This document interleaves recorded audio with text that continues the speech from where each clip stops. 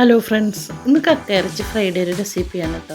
കക്കയിറച്ചി നാട്ടിൽ നിന്ന് വന്നപ്പോൾ ഞാൻ കുറച്ച് കൊണ്ടുവന്നായിരുന്നു. അത് നല്ലവണ്ണം കഴുകി വൃത്തിയാക്കി ഒരു കപ്പ് വെള്ളവും ഒഴിച്ച് വേവിച്ചിട്ടുണ്ട്. അതിൽ ഇഞ്ചിയും വെളുത്തുള്ളിയും ഉപ്പ് ഇട്ടിട്ടാണ് വേവിച്ചത്. അതിനുശേഷം വെള്ളം വെച്ച് കഴിഞ്ഞപ്പോൾ കുറച്ച് 2 ടേബിൾ സ്പൂൺ എണ്ണ ഒഴിച്ച് ഒരു പിടി ഉള്ളി അരിഞ്ഞതും ഒരു പിടി ഇഞ്ചിയും വെളുത്തുള്ളിയും വേപ്പിലയും കൂടി ഇട്ട് നന്നായി അത് ഫ്രൈ ആയി വരുന്ന ടൈമിന് ഇടിച്ചമുളക് ഇടണം. എൻ്റെ ഇടിച്ചമുളക് ഇല്ലായിരുന്നു.